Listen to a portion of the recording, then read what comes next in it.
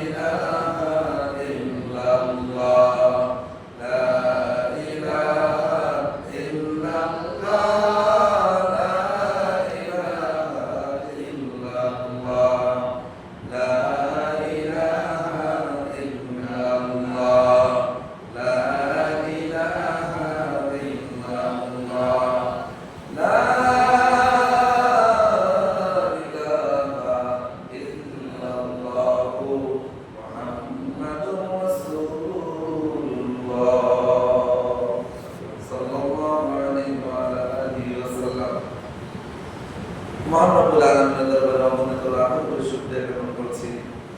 লাখ সুজুদ রব্বুল আলামিনের দরবারে আল্লাহ পাক আপনাকে আমাকে হাজারো মানুষের মধ্যে থেকে যাচাই বাছাই করে সুস্থ রেখে রব্বুল ইজ্জতের মহান হুকুম জুমার নামাজ আদায় করার জন্য মসজিদে আসা এবং কিছু কথা শোনার জন্য তৌফিক দিয়েছেন। এজন্য কালিমাত শুকর আদায় করি আলহামদুলিল্লাহ।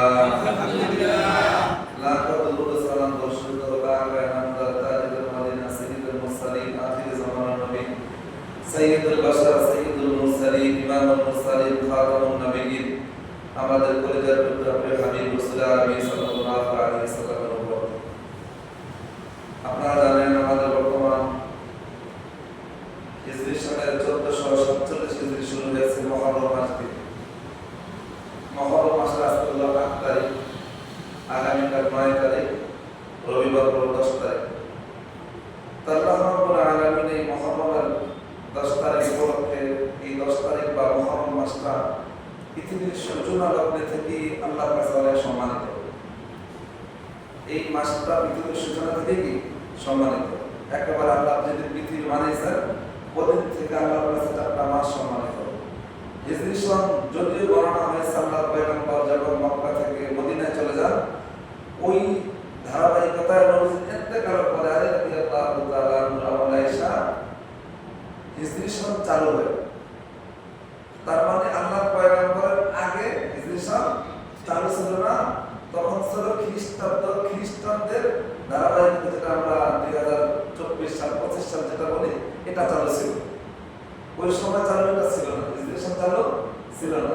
তা আমরা হয়তো মনে করতে পারি যে এই মাসগুলো মনে হয় কোনো মানুষ পণ্ডিত মনে করতে পারে যে এই মাস আমরাই বানাইছি বা মাসের এই ধারাবাহিকতা মানুষ আবিষ্কার করছে। আল্লাহ রাব্বুল আলামিন সূরা তাওবা 36 নম্বর আয়াতে বলতেছেন, না, এই মাস আমি আল্লাহ 12টা মাস যে পৃথিবীতে হবে বা 12টা মাস যে যেভাবে করবে, ইংরেজি করবে, আমাদের বাংলা চলতেছে, এই মাসগুলো আল্লাহ রাব্বুল আলামিন কিয়ামত পৃথিবীতে যে সূচনা করেছেন ওই দিনই আল্লাহ তাআলা নির্ধারণ করে রেখে দিয়েছেন। সুবহানাল্লাহ। এজন্য আল্লাহ বলেন, ইন্না ইদ্দাতাশ শুহুরি ইনদাল্লাহি 12 মানে 11 12 আহাদা আশারা 11 ইসনা আশারা 12। আল্লাহ বলেন ইন্না ইদ্দাতাশ শুহুরি ইনদাল্লাহি 12 শাহরান ফি কিতাবিল্লাহ। এই যে তোমরা যে মাসের গণনাগুলো করো, আমি আল্লাহ রাব্বুল আলামিন এই গণনাগুলো আমার যে লৌহ মাহফুজ একটা কিতাব আছে ওই কিতাবের মধ্যে আমি আল্লাহ রাব্বুল আলামিন সংরক্ষিত করে রেখে দিয়েছি। সুবহানাল্লাহ। কোনদিন ইয়াউমা খালাকাস সামাওয়াতি ওয়াল আরদ, আমি আল্লাহ যেদিন আসমান জমিন বানাইলাম ওই দিন আমি আল্লাহ রাব্বুল আলামিন এই মাসের সূচনা করে দিয়েছি। তাহলে মাসের সূচনা, মাসের গণনাটা মানুষের আবিষ্কৃত নয়, এটা হলো আল্লাহর ইলমে আছে, কুদরতে আছে। আল্লাহ বলতেছেন ইন্না ইদ্দাতাশ শুহুরি ইনদাল্লাহি 12 শাহরান ফি কিতাবিল্লাহ ইয়াওমা খালাকাস সামাওয়াতি ওয়াল আরদ মিনহা আরবাতুল হুরুম। তবে আমি আল্লাহ কেন বলছি জানো? পৃথিবীর মানুষ হয়তো বড়াই করে বলবে যে আমরা মাসের গণনা সূচনা করেছি, আল্লাহ আগে থেকে মনে জানে না, আমাদের আবিষ্কার ক্রেডিট দেখাইবে। এজন্য আল্লাহ বলেন, না বান্দা, আমি আল্লাহ রাব্বুল আলামিন তোমাদের জন্য এই 12টা মাস পৃথিবীতে হবে। আমাদের বাংলাদেশে 12টা মাস, বৈশাখ জ্যৈষ্ঠ আষাঢ় শ্রাবণ ভাদ্র, যেটাকে আমরা বাংলা ভাষায় বলি, এটা মূলত মানুষের কৃষি কাজ করে, কৃষি কাজ নির্ভর করে এটা করা হয়। আষাঢ় মাসে বৃষ্টি বেশি হয়, তাই কিনা? আমাদের বাংলা 12টা মাস, এই বাংলা 12টা মাস মানুষের কর্মের উপর পদ্ধতি অবলম্বন করে ঋতুর উপর ডিফারেন্স করে নাম রাখছে। আর আল্লাহ রাব্বুল আলামিন 12টা মাস যে আখিরাতের মধ্যে দুনিয়ার ভিতরে পরিচালিত হবে, নবী আলাইহিস সালাম মক্কা থেকে মদিনায় হিজরত করবেন, এই 12টা মাস নির্ধারিত জন্য আল্লাহ রাব্বুল আলামিন আগে উম্মতের জন্য নির্ধারণ করে দিয়েছেন। এজন্য এই মাসগুলো জানা উম্মতের জন্য ফরজে কিফায়া। মাসগুলো জানা কি উম্মতের জন্য ফরজে কিফায়া, কারণ আমাদের যত বিধান সব মাসের সাথে সম্পৃক্ত। কি বলেন? মাসের সাথে না? রমজান মাস কি দেখে রাখি? রমজান মাস দেখে রাখি, মহরম মাস দেখে রাখি। তো মাসের যদি আমরা গণনা না জানি তাহলে আমাদের অনেক বিধান ছুটে যাবে। জিলহজ মাস, আমরা জিলহজ মাস জিলহজ মাস যদি না জানি বা কোন দিন তারিখ শুরু হয়েছে তাহলে আমরা আমল করতে পারবো? এজন্য মাসগুলি জানা সাধারণত ফরজে কিফায়া বলা হয়, সামগ্রিকভাবে সবার উপর ফরজ, কিন্তু কেউ যদি আদায় করে তা আদায় হয়ে যায়। আপনাদের পক্ষ থেকে বিভিন্ন অনেকেরা বিভিন্ন সাংবাদিকরা আদায় করে থাকে। আজকে মহরম কয় তারিখ জানি না। ইংরেজি নববর্ষ শুরু হইলে আমাদের কি উদযাপন, বাংলা নববর্ষের জন্য আমরা বাংলা বা জিনিস খাওয়ার জন্য সেই রমজান রথ তুলে দেওয়া করে থাকি। সূর্য উদয় হলে আমরা সেখানে হিন্দুদের মতো কৃষ্টি কালচার করে আনন্দ উদযাপন করি, কিন্তু আমাদের যে পয়লা এই নববর্ষের প্রথম দিন গেছে কয়জনই বা জানে? জানে অনেক, হ্যাঁ জানে মহরম মাস। তো মহরম মাস আল্লাহ রাব্বুল আলামিন বলতেছেন মিনহা আরবাতুন হুরুম, এই যে 12টা মাস আমি আল্লাহ জানি, তার ভিতর থেকে 4টা মাস আমি আল্লাহর কাছে অনেক বড় সম্মানিত মাস। সুবহানাল্লাহ। কয়টা মাস? 4 মাস আল্লাহর কাছে সম্মানিত। এটা মহরমের তাৎপর্য বলতে চায় তারা। তাহলে আল্লাহ রাব্বুল আলামিন বলেছেন 12টা মাস আমি আল্লাহ জানি, গণনা আমি আল্লাহ নির্ধারণ করে দিয়েছি। তবে তার ভিতরে 4টা মাস মিনহা আরবাতুন হুরুম, 4টা মাস হলো সম্মানিত। কোরআনের ভিতরে 4টা মাস উল্লেখ পাওয়া যায় না। বুখারীর ভিতরে ইমাম বুখারী রাহিমাহুল্লাহ বলেন এই 4টা মাস আল্লাহর পয়গম্বর বলেছেন জিলহজ, মুহররম এবং রজব। বলেন কয়টা মাস?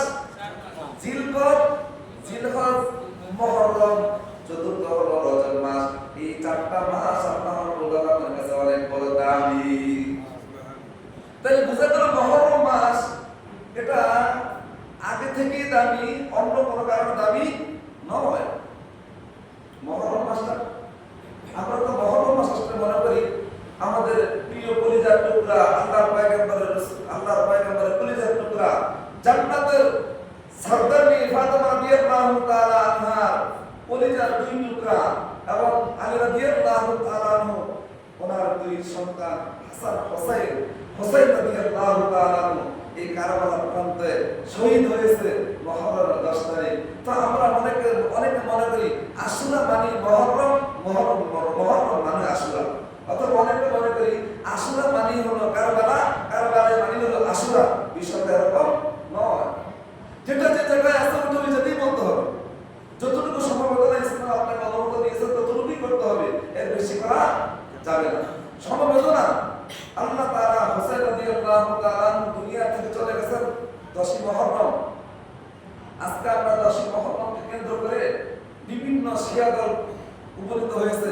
এমনকি শিয়াদের অনুযায়ী আমরা মুসলমানরাও যারা অনেক সময় পীরের দরবারে যাই, সব পীর না, বিভিন্ন দরবারে যাই, তারা দেখা গেছে ওদের কৃষ্টি কালচার অনুযায়ী এই 10ই মুহররমকে হাসান হোসেনের কারবালা প্রান্তে নিয়ে শেষ করে দেয়। অথচ 10ই মুহররম সম্পর্কে আল্লাহ কি বলেছেন, আল্লাহর পয়গম্বর কি বলেছেন, এটা আমরা অনেকে জানি না। তাহলে আমরা মুহররমের তাৎপর্য জানতে পারলাম যে মুহররম মাসে আল্লাহ তাআলার কাছে সবচেয়ে বড় কি সম্মানিত, সবচেয়ে বড় সম্মানিত। এখন আমরা জানবো যে মুহররমে আল্লাহর পয়গম্বর কি করছেন। মুহররমের 10 তারিখ আল্লাহর পয়গম্বর কি করছেন এটা আমরা কি থেকে জানবো? হাদিস থেকে। বুখারী মুসলিম দুটোর আছে। ইমাম মিশকাত শরীফের ভিতরে বাবু সিয়াম তাতাওয়ুল এর অধ্যায়ের ভিতরে উল্লেখ করা হয়েছে। আন ইবনে আব্বাস রাদিয়াল্লাহু তাআলা আন্না নবী সাল্লাল্লাহু আলাইহি ওয়াসাল্লাম কাদিমাল মাদিনা।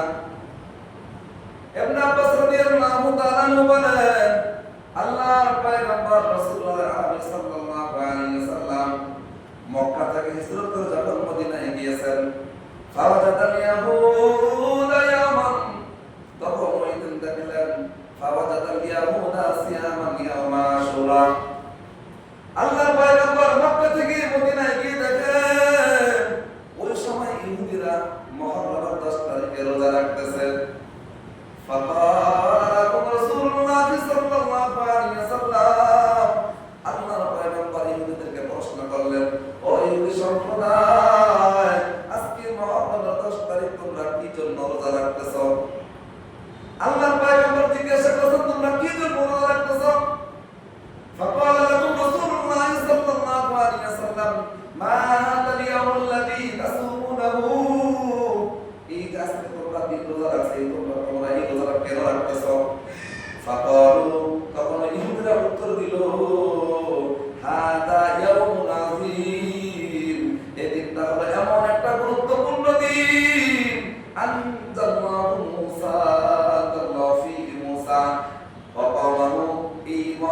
10 তারিখে আল্লাহ রাব্বুল আলামিন আমাদের পয়গম্বর মুসা আলাইহিস সালাতু ওয়াস সালাম এবং তার কওমকে ফিরআউনের বাহিনী থেকে মুক্তি দিয়েছেন।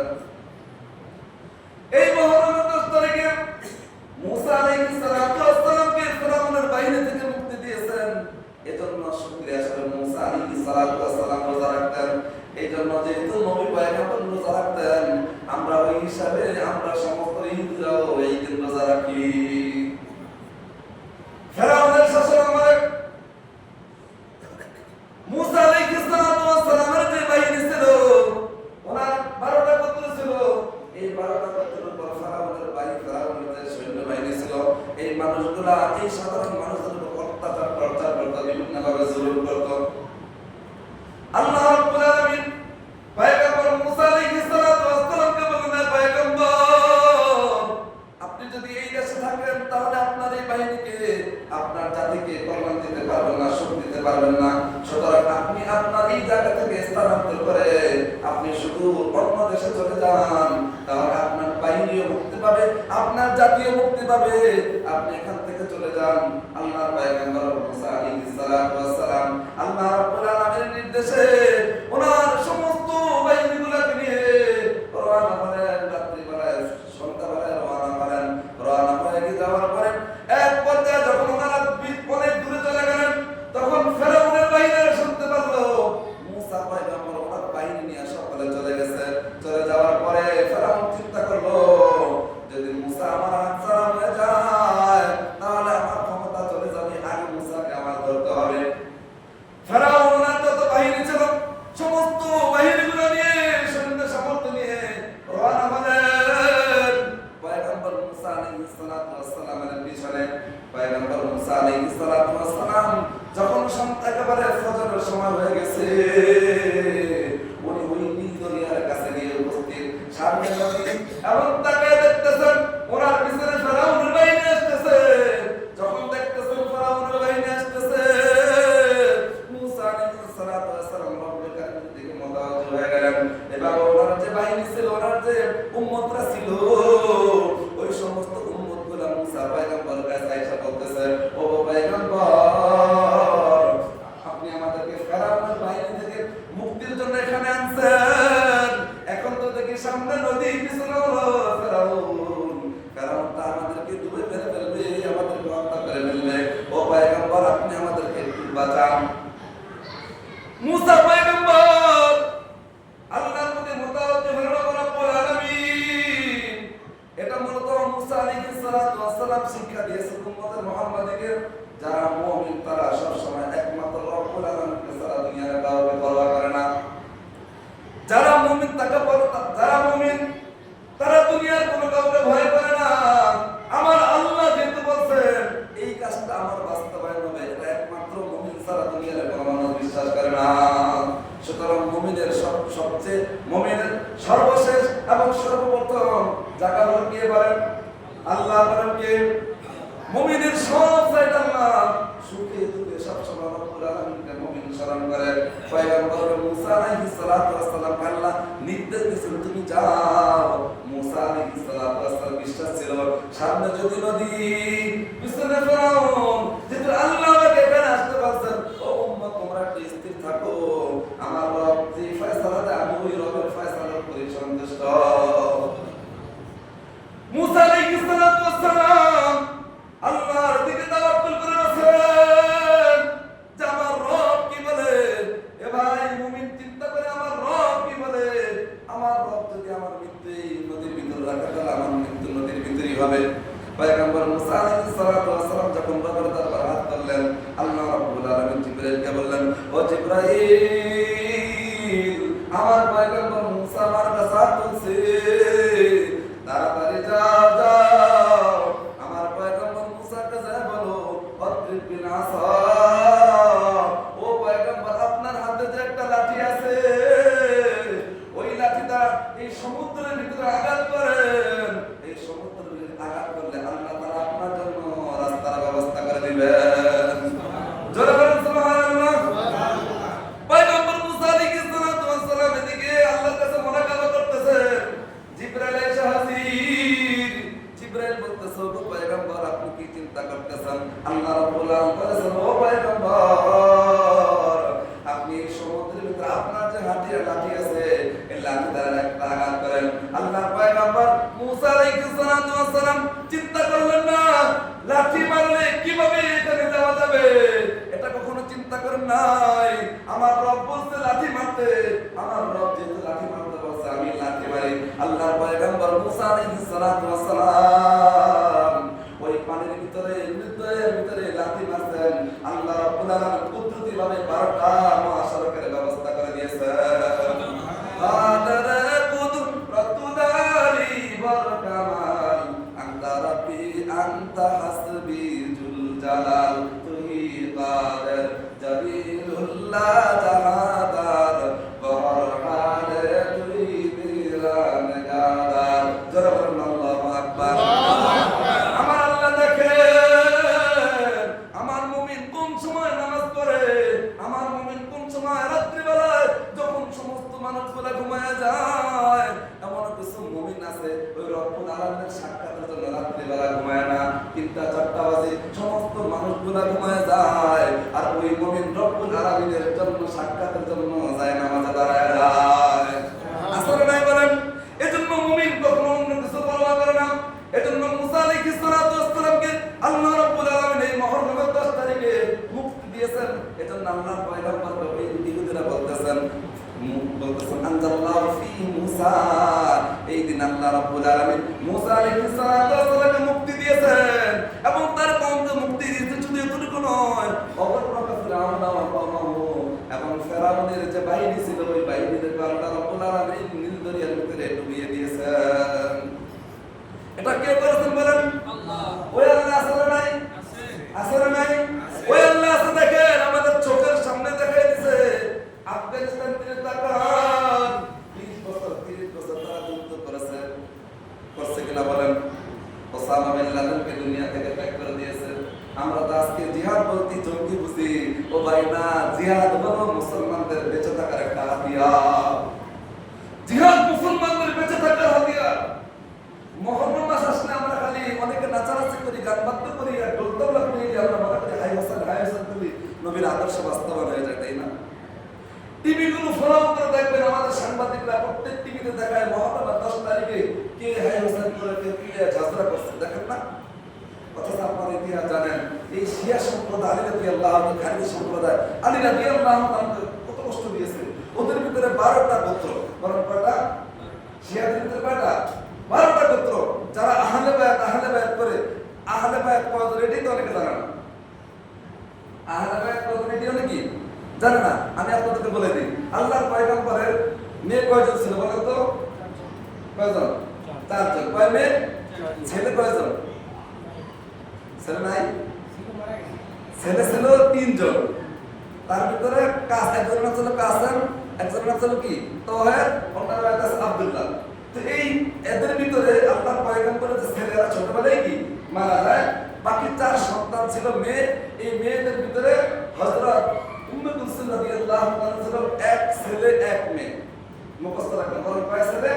1 ছেলে 1 মেয়ে। একজন ছিল আলী আর একজন ছিল উমামা। তো আলী উনি 7 বছর 8 বছর বয়সে ইন্তেকাল করেন।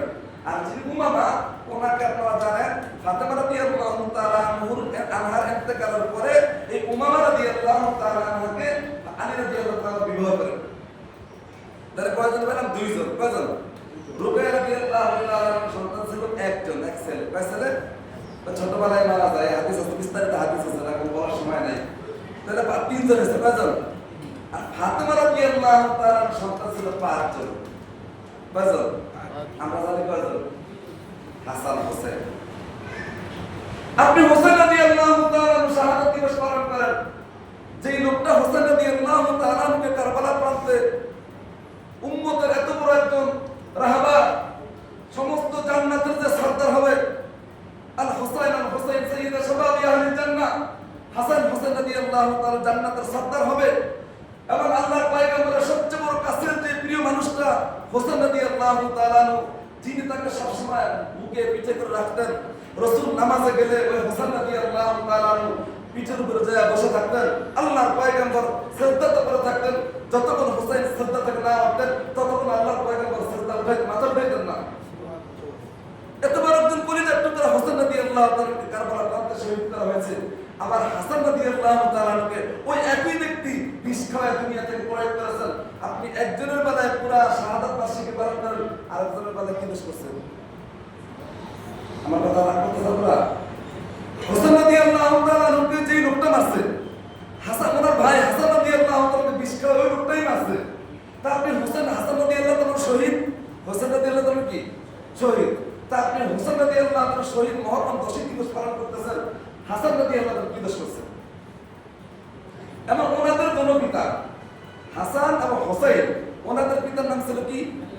আলী রাদিয়াল্লাহু তাআলা। আলী রাদিয়াল্লাহু তাআলা আপনারা জানেন ওনাকে নির্মম আঘাতের মাধ্যমে অস্ত্রের দ্বারা একেবারে ছুরি ঢুকায় তাকে হত্যা করছে। ইতিহাস অনুসারে মনে হয় তাহলে হোসেন রাদিয়াল্লাহু তাআলা শহীদ, হাসান রাদিয়াল্লাহু তাআলা শহীদ, আলী রাদিয়াল্লাহু তাআলা শহীদ। আপনি পালন করেন কোনটা? হোসেন রাদিয়াল্লাহু তাআলা শাহাদাত দিবস পালন করতেছেন। তাহলে বোঝা গেল আপনার ভিতরে ইসলামের ভিতরে নৈতিক মহব্বত নাই, ইসলামের কৃষ্টি কালচার আপনার বোঝানোর উদ্দেশ্য নয়, বরং মুসলমানদের বিবিধ তৈরি করে আপনার মূল মাকসাদ। এজন্য ইসলাম মনে রাখবেন কিয়ামতের আগে আপনার সাথে আল্লাহর পয়গম্বর বলেন যে বনি ইসরাইলের 72টা দল ছিল, আমার উম্মতের 73টা দল বলছে না? তো রাসূল সাহাবায়ে কেরাম জিজ্ঞাসা করছে হুজুর 73টা দল হবে, তো আমরা কোন দলকে প্রাধান্য দেব? রাসূল বলেন মাই ওয়া মা কানা আসহাবি, আনা ওয়া মা আসহাবি, আমি এবং আমার সাহাবায়ে কেরাম যেই দলে থাকবে ওই দলটাই হলো জান্নাতি। সুবহানাল্লাহ। এখন আপনি ইতিহাস আমাকে দরকার নাই, আমার কথা আপনার মানানো দরকার নাই। আপনি ইসলামিক সাইলাইকে রিসার্চ করে গবেষণা করে দেখেন যে সাহাবায়ে কেরাম এই মুহররমের 10 তারিখ পালন করছে কিনা। না মুহররমের 10 আপনার অনেকে মনে করতে পারেন হয়তো যে হুজুর মনে মানে না, আপনি এখন ইসলাম শেখা সহজ, সহজ না, কিন্তু আমাদের মানা কঠিন। শেখা সহজ, মানা কঠিন। তাহলে আমরা কি জানতে পারলাম যে মুহররমের 10 তারিখ বা মুহররম মাসটা এটা হলো এখন থেকে সম্মানিত নয়, বরং আল্লাহ রাব্বুল আলামিন যে আরশ আজিম বানাইছেন, লৌহ কলম বানাইছেন, তখন থেকেই মুহররম আল্লাহর কাছে সম্মানিত। হ্যাঁ, আমরা ব্যতীত হব, এই দিন কেন্দ্র করে ব্যতীত হওয়া পৃথিবীর কোনো ইতিহাসে নাই। আবু বকর সিদ্দিক রাদিয়াল্লাহু দেশ পরিচালনা করেছেন, ওমর রাদিয়াল্লাহু দেশ পরিচালনা করেছেন, আর তারপরে আলী রাদিয়াল্লাহু দেশ পরিচালনা করেছেন, ওসমান রাদিয়াল্লাহু দেশ পরিচালনা করেছেন। করেন নাই? করেন নাই ওনারা আমাদের আইডল। তা আমি যেটা বলতেছিলাম, আল্লাহর পয়গম্বর যখন মদিনা শরীফে আসেন, আসার পরে দেখতেছে তো রোজা রাখতেছে, রোজা রাখতেছে না, তখন বলতেছে হুজুর আমরা তো এই জন্য রোজা রাখি।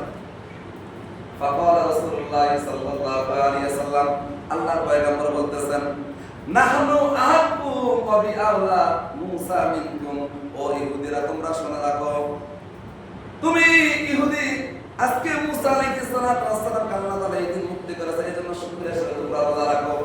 অথচ তোমরা জেনে রাখো মুসা আলাইহিস সালাতু ওয়াস সালাম আমার হলো নবীওয়ালা ভাই, আমার অনেক কাছের মানুষ, সুতরাং তোমাদের থেকে বেশি হকদার আমি মুসা আলাইহিস সালাতু ওয়াস সালামের মতো আমি আজকে থেকে রোজা রাখা শুরু করে দিলাম। সুবহানাল্লাহ। ওয়া আমারা বিসিয়ামিন, আল্লাহর পয়গম্বর সমস্ত মানুষকে ওই সময় রোজা রাখার নির্দেশ দিয়েছেন। সুতরাং ইহুদিরা যেরকম রোজা রাখছে, মুসলমানরাও এরকম রোজা রাখে। একদিন আল্লাহর পয়গম্বর সাল্লাল্লাহু আলাইহি ওয়াসাল্লাম আল্লাহ তাআলা বলেন খালিফুল মুশরিকিন ওয়াল ইয়াহুদা, ও পয়গম্বর আপনাকে আমি আল্লাহ দুনিয়াতে পাঠাইছি উম্মতকে জান্নাতের রাস্তা দেখানোর জন্য। মনে রাখবেন আপনার যত কার্যক্রম আছে এই কার্যক্রমের ভিতরে ইহুদি এবং মুশরিকদের সাথে আপনার সামঞ্জস্যতা না রাখে।